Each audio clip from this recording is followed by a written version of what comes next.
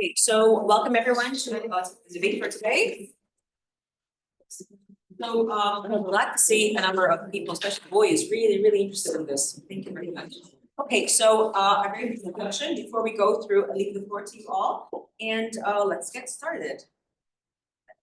Now, there are 4 videos for the main political parties of the US, and then how much do men know about our bodies, the example of consequences of abortion ban, and an example of failed gender transition. Basically, today's debate is strictly from a gender lens, putting every political debate aside. The idea is to talk about, if you are an American voter, are there any people who are Americans who can actually vote? Great, 1, 2, 3, great. Okay, so you are actual American voters. You can think about your taxes, tax money. The idea is where do you want your tax money to go? Basically, governing the gender rights, contraceptive methods, abortion bans, these all have economic impacts as well. It's not just about moralities at all. Okay, so let's watch the first video.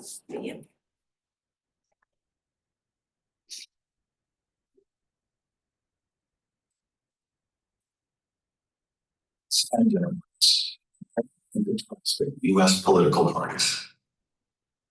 The United States has 2 major political parties, the Democratic Party and the Republican Party, also called the GOP for Grand Old Party. The people who belong to or support these parties are called Democrats and Republicans. Each political party is known by its color. The Democratic Party's color is blue, while the Republican Party's color is red. Candidates that represent these parties often wear these colors on important days, such as Election Day. Each party also has an animal symbol. The Democratic symbol is a donkey, whereas the Republican symbol is an elephant. The U.S. parties are known as left or right-leaning. The Democratic Party is left-leaning or liberal, which means they value progress and equality. In comparison, the Republican Party is right-leaning or conservative, which means they respect tradition and believe in limited government. Voters that support these parties tend to have different priorities and ideals. The Democratic Party is popular with voters who prioritize community and social responsibility. In contrast, Republican voters tend to prioritize individual rights and the free market. The party platforms have a different stance on gay marriage, abortion, and gun control, though individual voters do have their own opinions on these personal issues. The 2 parties are also divided on the issues of immigration, taxes, and environmental policies. In some states, there is strong support for one of the parties over the other. For example, California and New York are largely Democratic. In comparison, Alabama and Oklahoma are strong Republican states. A few states go both ways, depending on the times. Connecticut is known as a safe state because it has voted blue for many years, but other states like Florida are known as swing states because votes can go both ways. Candidates have to work hard to win votes in these battleground states. Do you know any famous American presidents? Franklin Roosevelt and John F. Kennedy were Democrats. Barack Obama was also a Democrat. Famous Republican presidents include Ronald Reagan, George W. Bush, and Donald Trump. Which party do you think will win the next presidential election? Let's just give you a brief. If you have no idea about the electoral parties and everything, this would give you somewhat of an idea. Now, this is a program called Roe versus Bros. Roe v. Wade that was overturned, which was unfortunately a gateway to not have abortions across the U.S. It now depends on each state. Each state has the liberty of either allowing it or completely banning it. So this is a program that would show you how much men know about our bodies, who get to decide on these policies. I don't think it's recommended. Welcome to another episode of Roe v. Bros, the game show where we find out how much men know about women's bodies. Can you pee with a tampon in? I think you gotta take it out. I've seen the little tampon trash cans in the bathroom, so probably why. Why are there different types of tampons? Different sizes of vaginal cavities. About how many tampons would one use for their period on average? One? Or two? One, to be honest, one. And they put them inside. NASA sent 100 tampons with one of the astronauts for 1 week of menstruation. NASA, right? So. Yes. What is a period? What is a period? It's the time of the month where the woman is ovulating. Can you pee with a tampon in? No. Okay, no. Are you registered to vote? Yes. Are you registered to vote? Yes. Are you registered to vote? Yes. Don't let man brains outvote women in the Gives you an idea. Okay. Now, this is one of the very many stories about the impact of 13-year-old girl pregnant about not having the. 13-year-old went into labor. The law prevented her from making her own medical decisions. Aaliyah started experiencing contractions at 36 weeks, and she was rushed to the hospital by her great aunt. But when they got there, the doctor wasn't able to help. Idaho's law requires the consent of a legal guardian before doctors can treat or counsel minors. For Aaliyah, this meant over 2 hours of frantic phone calls to her mother who lives in her car and her grandmother who is incarcerated until she was finally able to get permission for a medical exam to see if labor had started. Idaho's law got rid of all confidentiality for teens. Medical records must be shared with parents, and minors are not allowed to get counseling or advice without guardian consent, particularly on subjects like birth control and gender identity. Critics point out the danger of this law. Parents may be absent, and in extreme cases, it prevents minors from coming forward about sexual assault. But Republican lawmakers like Attorney General Raul R. Labrador dismiss claims, saying that critics are just trying to stir up unnecessary strife and conflict. Meanwhile, Idaho is also a state with one of the strictest abortion bans in the country. So not only are teens banned from getting confidential advice on sex or contraception, which could prevent unwanted pregnancy, but they also have no right to an abortion. While Aaliyah says she never considered abortion, the hypocrisy of the state's medical regulation is pretty clear. At 13 years old, she carried her pregnancy to term and is now a mother. She is authorized to make medical decisions for her daughter, but it's still not for her own body. Right, so that's just giving her data again. Now, gender identity affirmations in the US. Groundbreaking lawsuit in gender transition treatments for minors is underway. A young woman alleges she was coerced into treatment at the age of 15 that caused permanent mutilation and damage to her body. Well, now 18, Chloe Cole is suing the nation's largest medical group. Her legal action may be the first of its kind in this country, and it could open a floodgate of similar suits. Heather Sells reports on what's at stake. Chloe Cole charges that doctors said her gender confusion would not resolve unless she underwent medical treatment and surgery. And she adds they warned her and her parents of the risk of suicide. It was a decision that I was allowed to make at 15. And when they told me that I wasn't going to be able to breastfeed, at the time, it didn't really mean much to me because I was just a kid. I was just in high school. 18-year-old Cole is now taking on CASAR Permanente, the country's largest medical group, with more than 23,000 physicians, 39 hospitals, and over 200,000 employees. She alleges that Permanente doctors began giving her off-label puberty blockers 5 years ago, plus weekly doses of testosterone, and finally, a double mastectomy. Her pre-lawsuit Mastectomy means both breasts taken off surgically. Demand letter alleges that doctors failed to explain the serious risks to her and her parents, that they concealed that most gender confusion resolves with age, and that inadequately studied treatments amounted to medical experimentation. They were selling a product, and they sold it not just to Chloe, but to many other girls. Cole's attorney. So it's a 5-minute video. I'm not going to watch it all, but you can link this if you need it.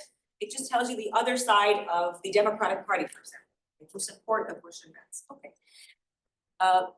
Some information before we start. I'm not going to read through everything because I want to give you the space to talk. When we compare gender and reproductive rights between the Republicans and the Democrats, basically the Republicans generally uphold conservative views on gender and reproductive rights, which is the right to choose when to get a child or not, to give birth or not. Supports restrictions on abortion access and advocate pro-life policies, focus on promoting traditional family values with limited government involvement in reproductive health decisions. They don't fund as much. They don't want to fund as much. They tend to appoint conservative judges as well, who may be more likely to restrict abortion rights, like what happened with the Roe overturning, because of the constitutional judges. The Republican Party had, Trump had appointed a judge at the time who had enabled the court to actually overturn that completely. Democrats support reproductive rights, including access to abortion and contraception, advocate for policies and expand women's healthcare services. It's the complete opposite completely. And they actually work to ensure comprehensive sex ed and affordable healthcare to everyone. The idea is not to make people pay for this information, okay? And it is taxpayers' money. Access, if you compare access to safe abortion in the US between both parties, Republicans generally advocate for restrictions on access to abortion, often in the name of protecting the sanctity of life. They support policies that aim to limit or prohibit abortion procedures, such as waiting periods, wait for 2-3 months, let's see, let's go again. It's not on the spot. And mandatory ultrasounds. They tend to appoint judges who may be inclined to uphold laws, again, restricting abortion rights. And some Republicans have pushed for defunding organizations that provide these services like Planned Parenthood. Democrats, the complete opposite. They support the protection of abortion rights and advocate for access to safe and legal abortion services, work to ensure women have the right to make decisions on their own, promote policies that expand reproductive right services with abortion and contraception, and they oppose efforts to restrict abortion rights. Okay, the risks of banning abortion in the US. There's an impact on women's health. It could lead to death in the end. Violation of reproductive rights. This is your right as a citizen that's being violated. You should be able to choose. Social inequality. People have rights and other people don't have rights depending on your money, on low income individuals. So if you're a low income or a colored individual, you could face greater barriers to accessing safe abortion services. The economic impact. If I have to be pregnant and I don't want this pregnancy, it will impact my performance at work and academically as well. Legal uncertainty and challenges. Enforcing abortion bans can lead to legal challenges as well. And with uncertainty and confusion in the legal system. Prolonged court battles. Public health concerns, banning abortion can also have, of course, public health implications. You have higher maternal mortality rates, and this has actually happened because of the Roe versus Wade. We have higher rates of pregnancy complications as well. You have a raped girl who's 11 or 12, she can't get abortion, this happens. Social consequences. Banning abortion can also contribute to social stigma around reproductive healthcare choices and may lead to a divisive, polarized societal climate. Legal and ethical issues as well. It can raise complex legal and ethical issues about individual rights as well. Okay. Why are Republicans against abortion in the US? Religious beliefs, the pro-life stance, concerns for the unborn, conservative values, support for personal responsibility, judicial philosophy as well, political strategy, and concern for women's health. I can't read through everything, to give you time, but this should give you somewhat of a summary. Okay, how about hormone therapy to change a minor's gender in the US? Republicans have tended to be more skeptical, opposing to allowing minors to undergo hormonal therapy. Now, scientists, some doctors prefer either 12, 11, or 15, but then these are still minors. The law says 16 and above, at least. So, and some states require parental consent before you do that. Some states don't. Again, it depends on the state. Some Republicans have raised concerns about the potential long-term hormone therapy on minors, particularly in terms of physical and psychological development. There are instances where the Republican lawmakers have proposed legislation to restrict or prohibit healthcare providers from offering hormone therapy to minors for gender transition. Again, it's about taxpayers' money. Democrats have generally been more supportive of providing access to hormone therapy for minors as a part of gender transition, particularly for transgender youth. Democrats also advocate for policies that ensure transgender minors have access to appropriate health care, including hormone therapy, under the guidance of professional health care. But as we've seen in the video, the doctor himself was a big part of the problem with that girl and that person and their parents. Democrats often emphasize the importance of supporting the mental health and well-being of transgender youth, providing them with comprehensive healthcare services, which may include hormone therapy if deemed medically necessary. Okay, so this is a very quick stance, and also birth control accessibility. It's also opposing views. The Republicans mainly had, they were more conservative about providing birth control accessibility. And they also opposed the government funding birth control programs and initiatives. So it's aiming against that. So not even they're just against abortion, also against providing contraceptives. There have been debates with the Republican Party regarding issues as insurance coverage for contraception, access to emergency contraception, the role of government in providing or subsidizing birth control services. They keep thinking it's taxpayers' money, it should not be my problem.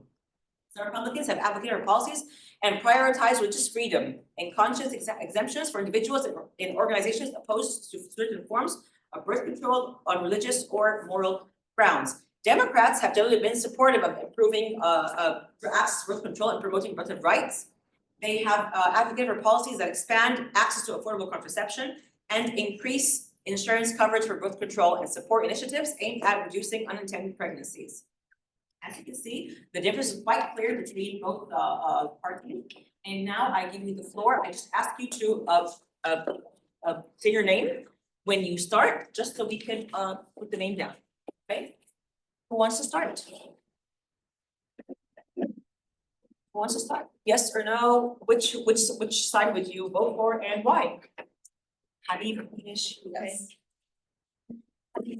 Sorry. And your name, just raise your voice. Yes.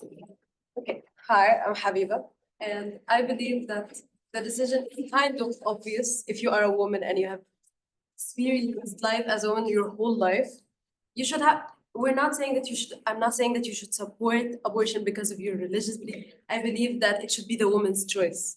A woman needs to make her own choice depending on her own morals. Some man shouldn't dictate what you do with your life. Okay. May I add? Okay, okay, yes, your name? Giovanna, okay, yes. You're killing a life.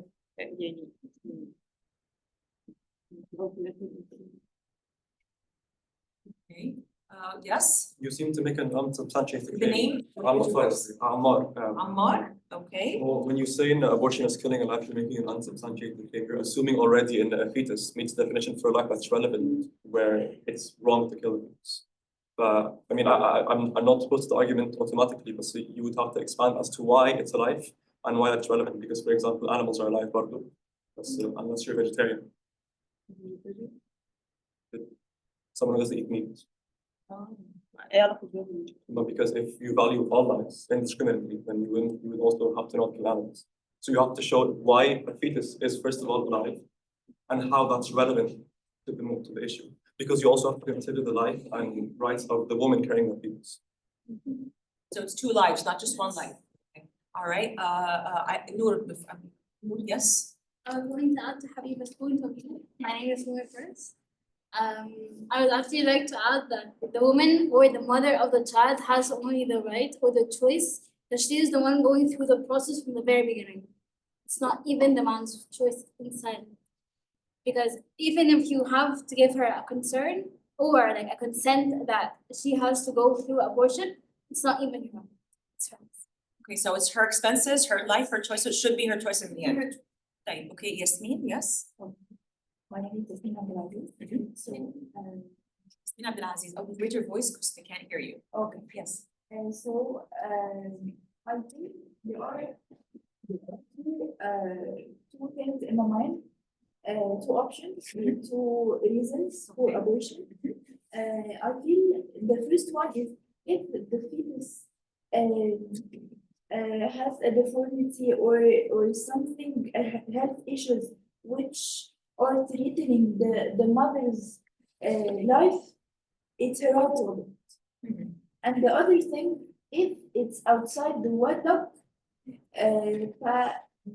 this person, the baby, will suffer later on in his life because there is no father or there is no name for it.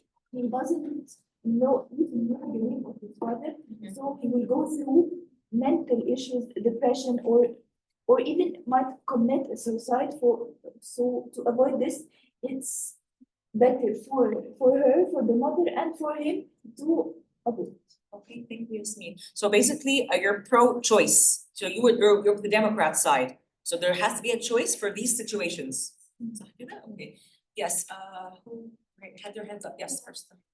Mariam. Mariam. Mariam Hans. Do you have your name here, Mariam? I'm not sure. Not sure. Okay. So Mariam, yes, go ahead.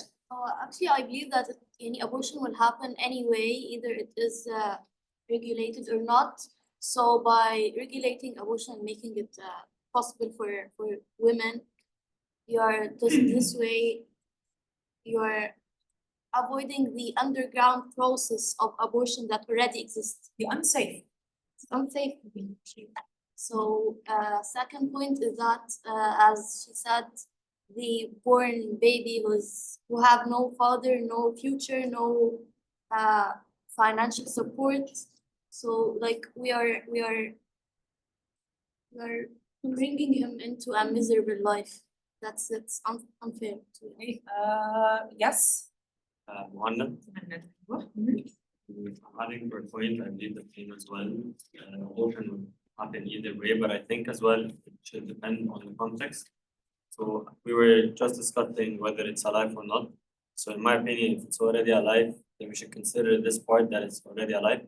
However, in another context where if the girl is raped, abortion could be So you'll be pro-choice, Democrats. Yes.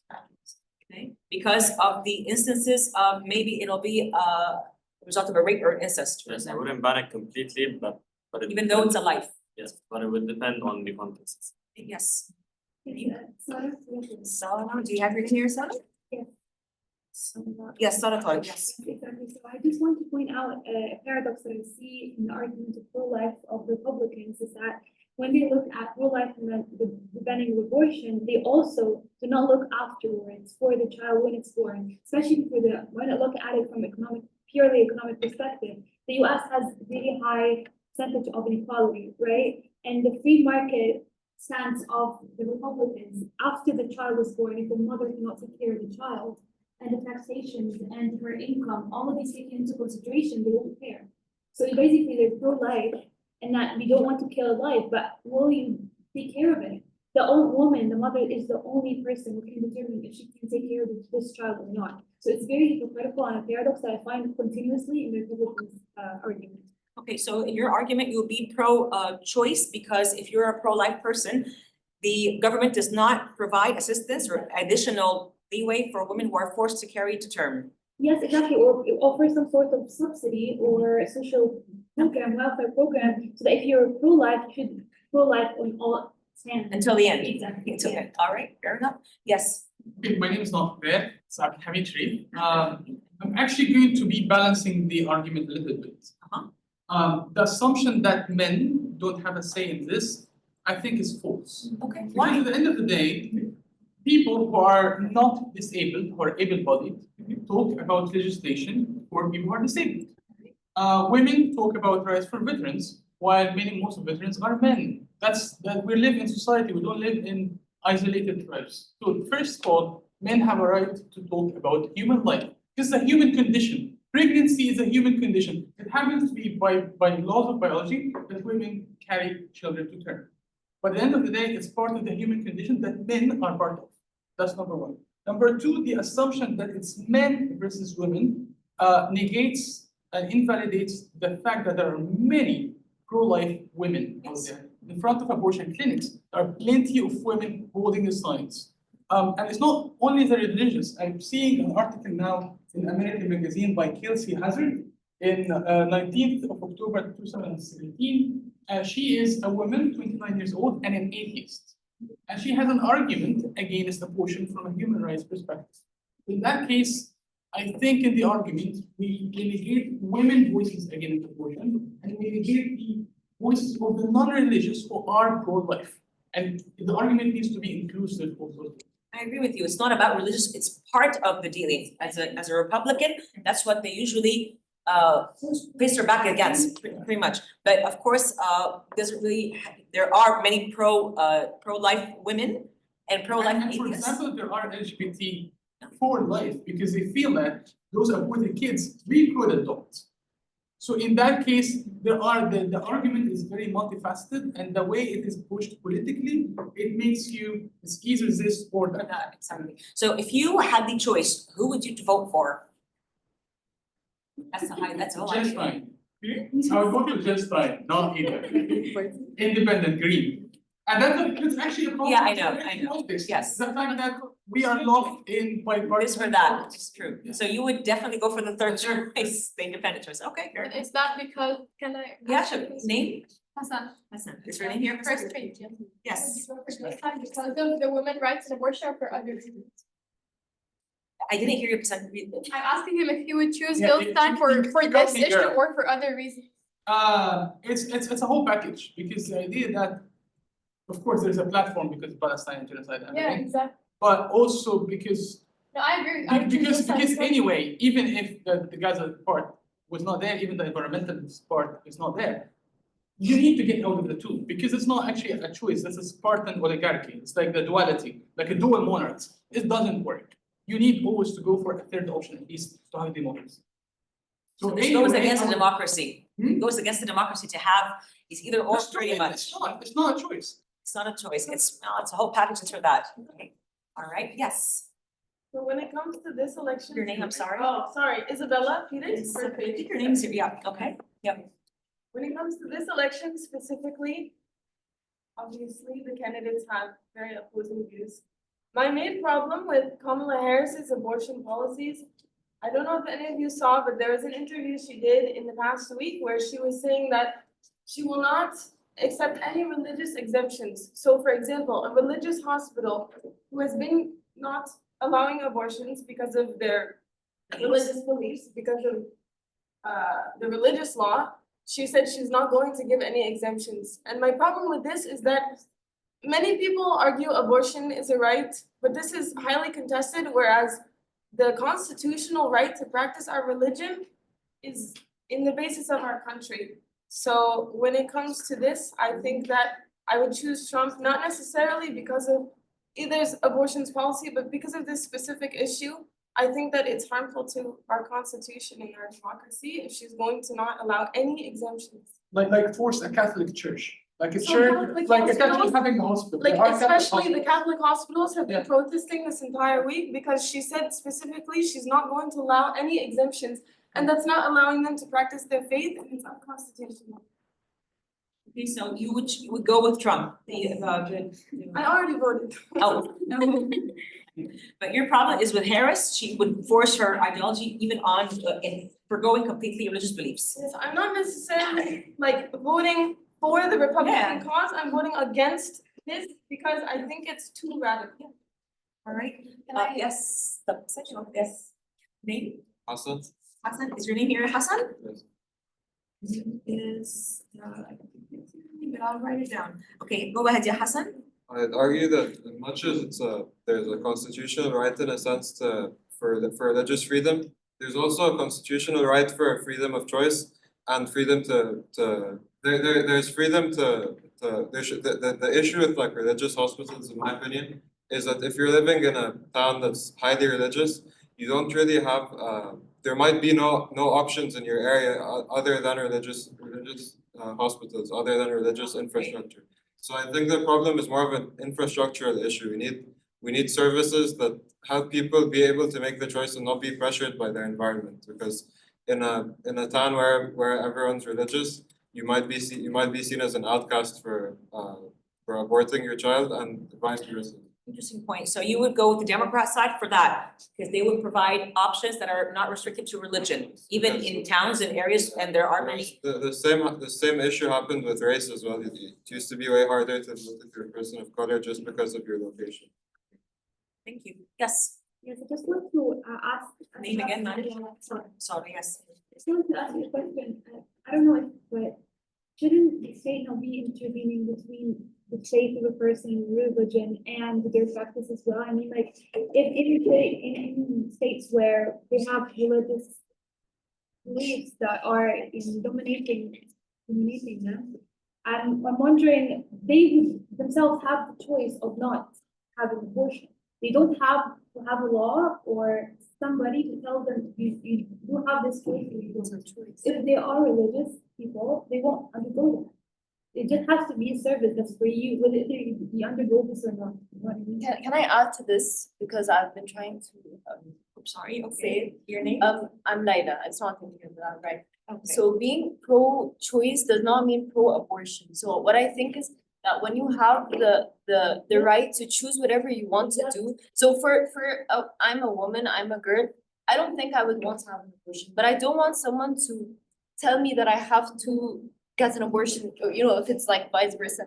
So I want to have the the choice to do whatever I want with my body and with my future, if I want kids or if I don't want kids. So I don't think that there should be a law that, okay, I understand that abortions sometimes go out of hand and are misused and are kind of abused.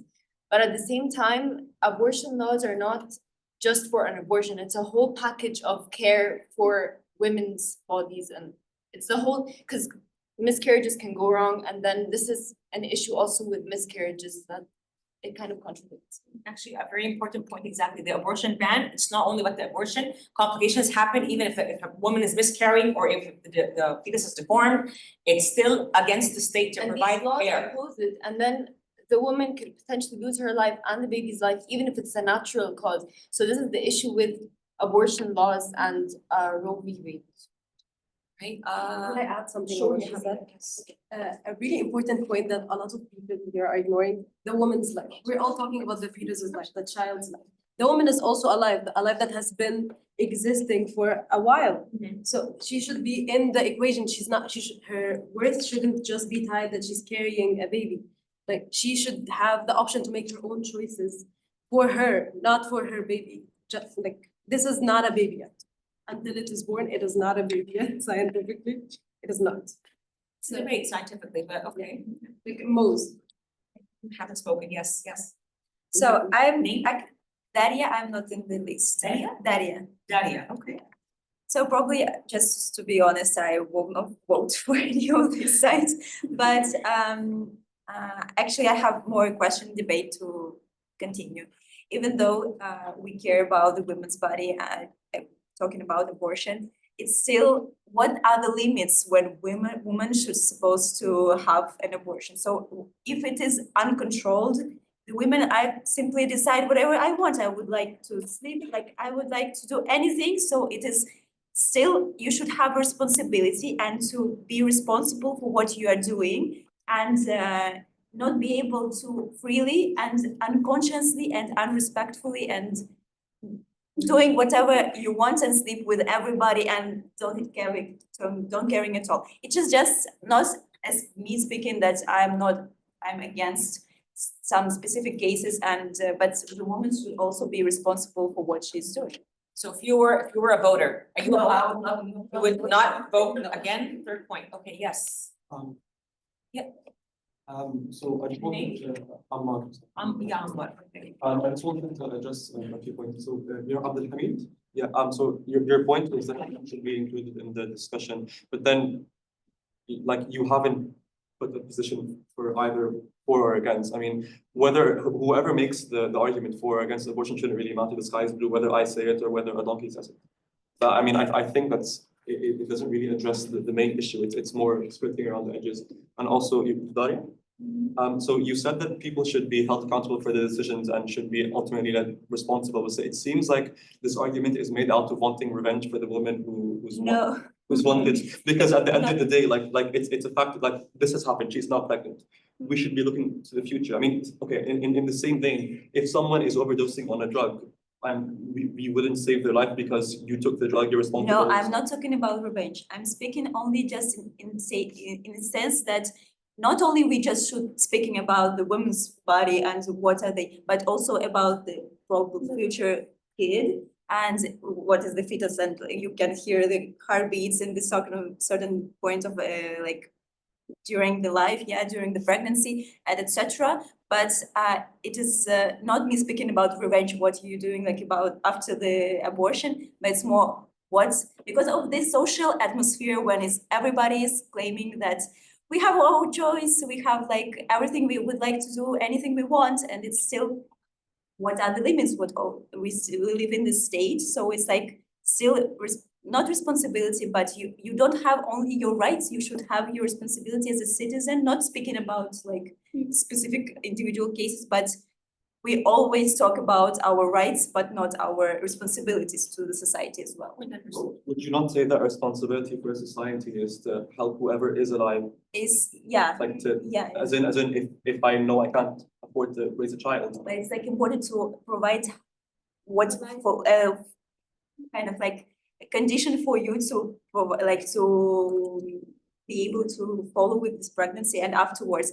And even though maybe it's still not sure if you really will not have an opportunity to provide, because after like many cases, there are many cases that women think that we will not like have anything to provide a great child, like a great life for her child, but at the end of the day, they figure out, they do it. And I'm not from US, and I'm from Russia, so it's like probably we had some real hard time like in the 90s, and people also like they choose to have a child even though it was a disaster. So they found like it's, I'm not don't know about the US state like the condition for them to really provide life, but I think it's more opportunity there.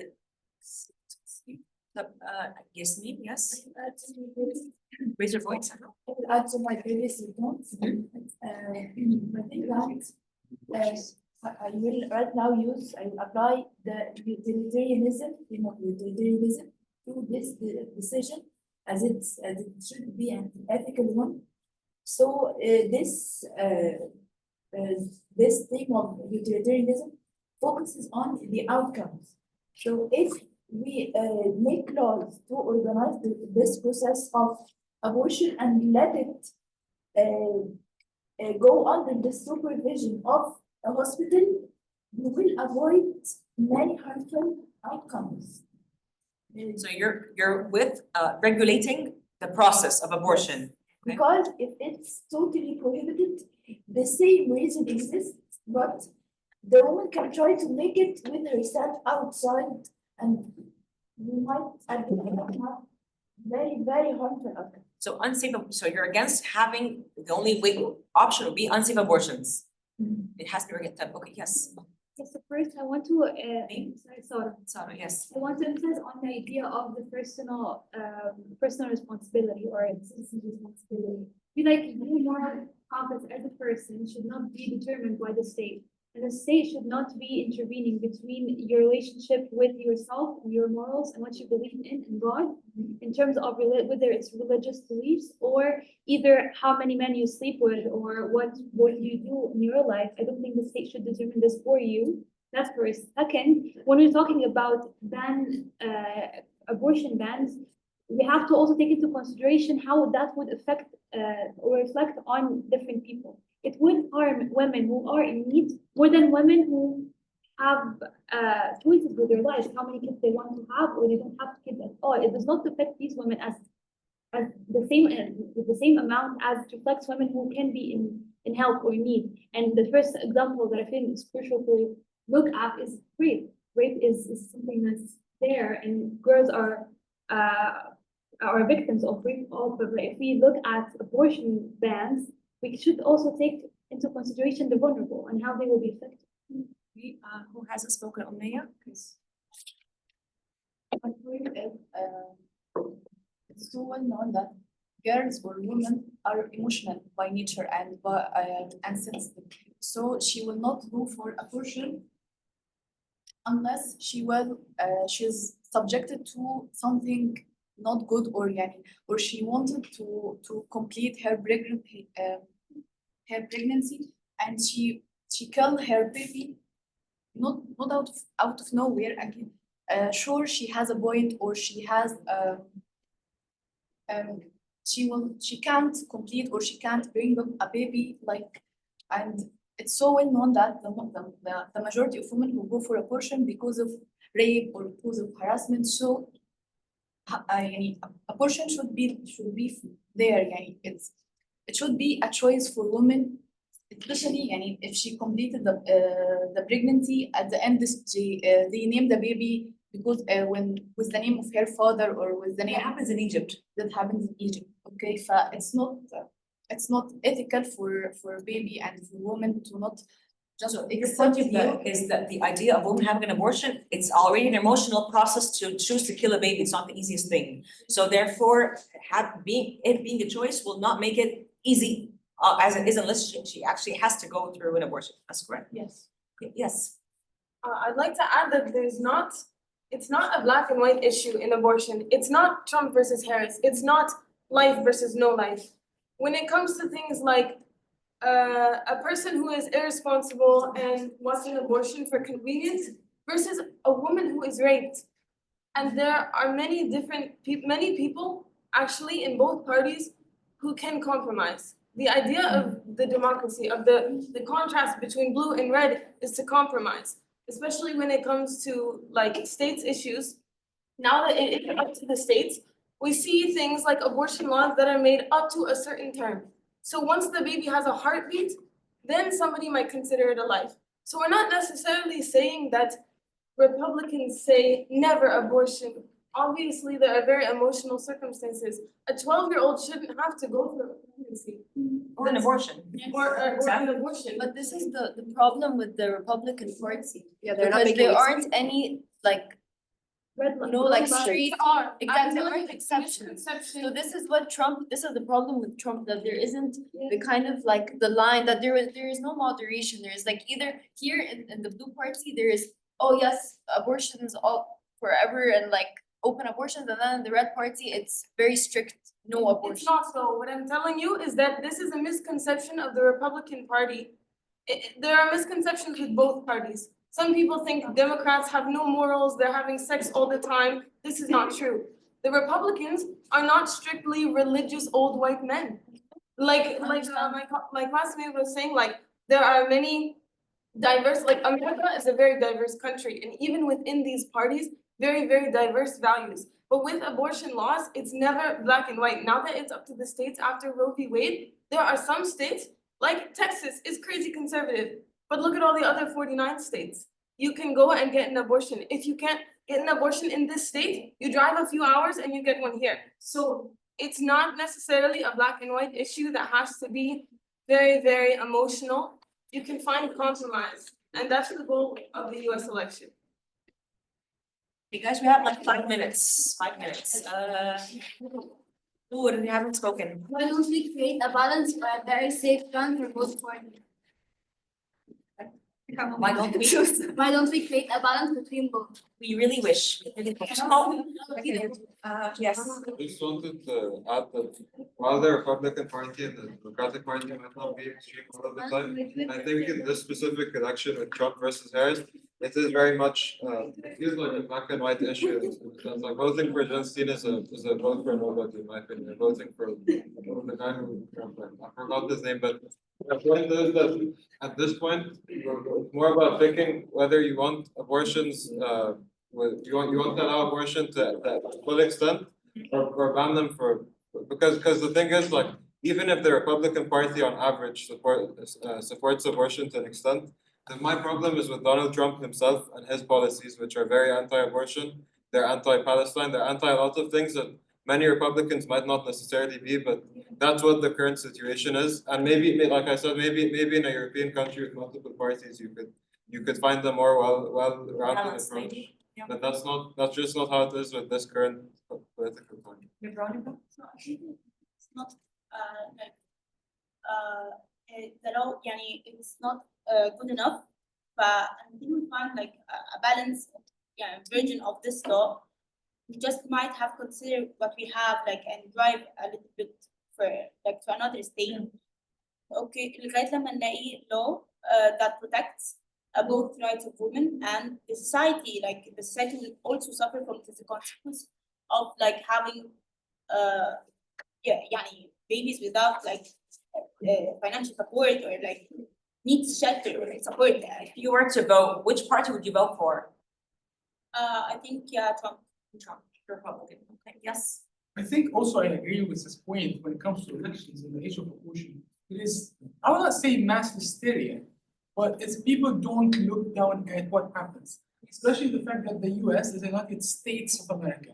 It is a part of the state in a way, a part of the union is to give some liberties to local states. So people don't understand that an issue like this, why it's very controversial and fractures the nations, is that basically if enough liberals moved to the flyover states, the states who are pro-life, then this could be changed on gradually. And actually, I think in last elections, there have been some states that moved sides because there have been a gradual movement of liberals into more conservative places. So anyway, this could be changed if the demographics change. But if you force it and you take away the liberty from the local state, you'll be infringing on the democratic rights of the majority of people within that state.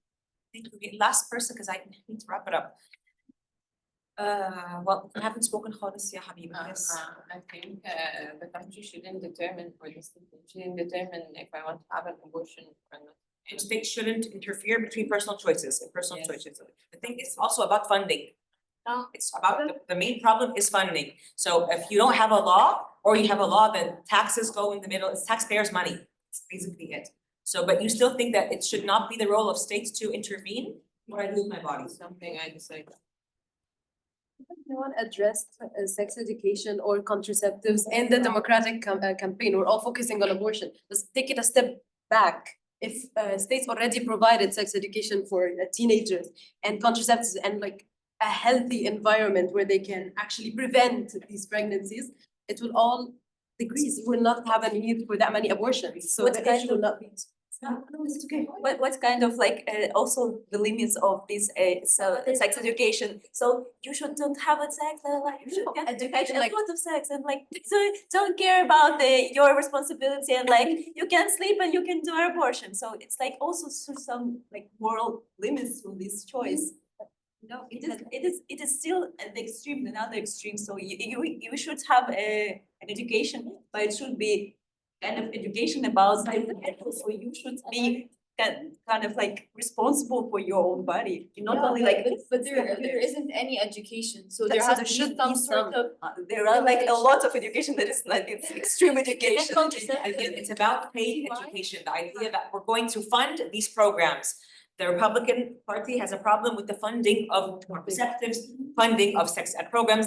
So even the step further isn't really happening. That's the problem. That's why I'm voting for You wouldn't vote for it. Okay, last person, yes? I just wanted to say that, well, she left unfortunately, but Isabella said that the state shouldn't infringe on religious beliefs, but then I think that that's ultimately a shield to hide behind the beliefs you truly hold. She said that the Republican Party has a diversity of beliefs, but ultimately by definition you are pro-life, as in you take a moral stance on abortion.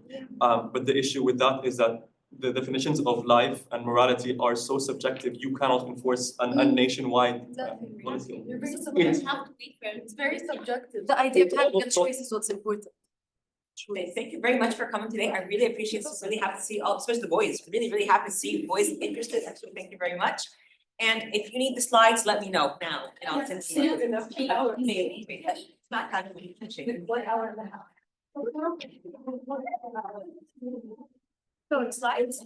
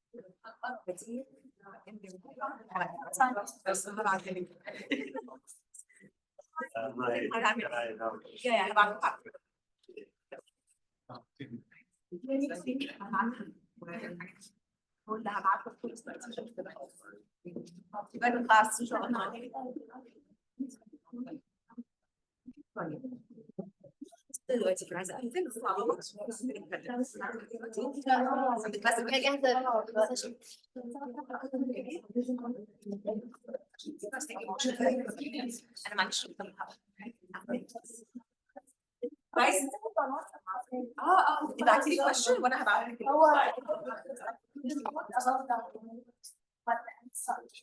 Can you? A summary of what happened?